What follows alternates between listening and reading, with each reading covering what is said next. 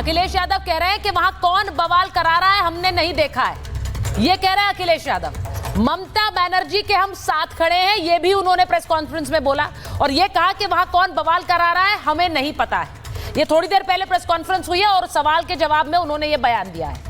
अब मैं तारिक मैं ये पूछ रहा हूं, क्या मुस्लिम पर्सनल लॉ बोर्ड जिसने ये आह्वान किया था वो बच जाएगा?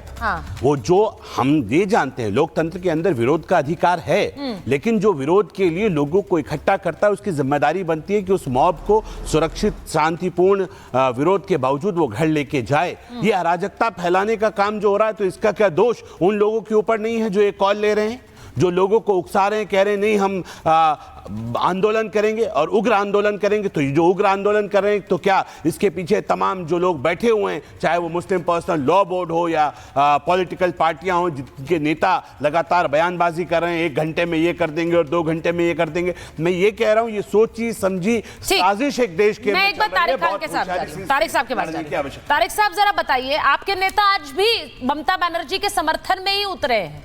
वो ये कह रहे हैं कि हिंसा कौन करा रहा है, वहां पर उपद्रव कौन करा रहा है हमें नहीं पता, है ममता बनर्जी के साथ हैं। Going by that logic, UP में जहां अगर कहीं उपद्रव हो या कहीं कोई हिंसा हो, तो आप अगली बार योगी आदित्यनाथ पर सवाल नहीं उठा पाएंगे, क्योंकि यहां अगर आप ममता के साथ हैं तो फिर वहां पर भी योगी आदित्यनाथ के सवाल उठाने से आपको पीछे उठना पड़ेगा।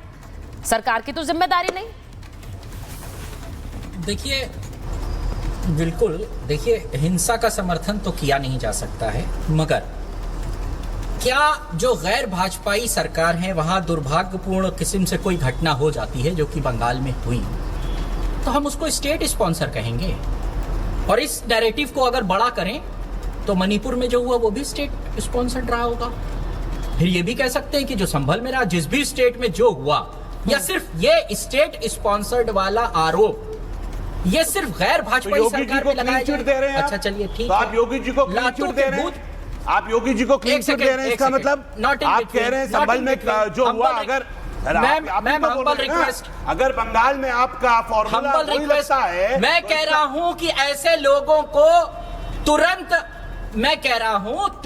स्टेट को जिम्मेदार ठहरा देना, इतने बड़े निष्कर्ष पे सर आप यही तो ठहरा रहे हैं, लगातार योगी को जिम्मेदार ठहराते हैं आप, योगी सरकार के ऊपर क्वेश्चन लगाते हैं आप। तो ये कह दीजिए, आप जो कह रहे हैं इसका मतलब आप झूठ बोलते हैं। उत्तर प्रदेश के अंदर एंकर मैम, मैं आपसे रिक्वेस्ट कर रहा हूँ, इंटरवीन करिए, इनको बोलने से रोकिए, मुझे 20 सेकंड दीजिए। ठीक है, प्लीज बोलिए। ठीक है, ये क्या नहीं ठीक है, मैं दूसरी बात कह रहा हूँ। चलिए ठीक है, लातों के भूत बातों से नहीं मानते, जो हिंसा को बढ़ावा दे रहे हैं वो लातों के भूत हैं। संगीत सोम लातों के भूत हैं।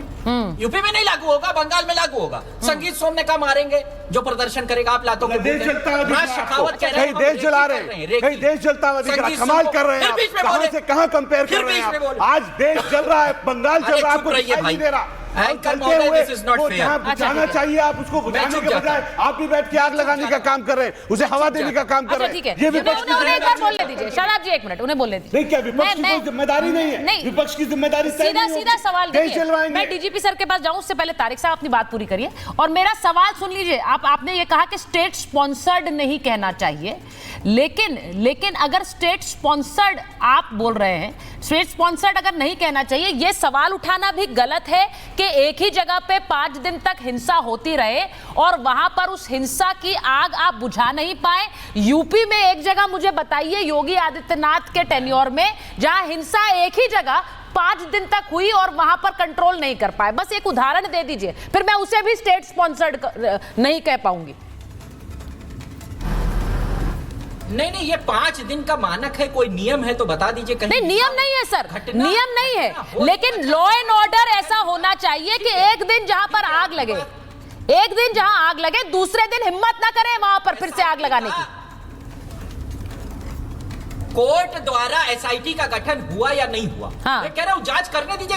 इस आपका आरोप है कि सिद्ध नहीं हुआ है, ठीक है, मैं कह रहा हूँ आने दीजिए सामने ना जो आप कह रही हैं, लेकिन अभी से निष्कर्ष पे पहुंच जाना, हम बहुत जल्दी में रहते हैं। मैं सिर्फ इतना कह रहा हूँ। और रातों के भूत सर, लोगों की जाने जा रही हैं, लोगों की जाने जा रही हैं। आप कह रहे हैं बहुत जल्दी में रहते हैं, बहुत जल्दी में रहते हैं। लोगों की जानों के सामने समय का कोई मोल नहीं होता सर। आप कह रहे हैं बहुत जल्दी में रहते हैं। किस दिन से सुलग रहा है बंगाल, जरा बताइए। ठीक है, आपके पास किस दिन से?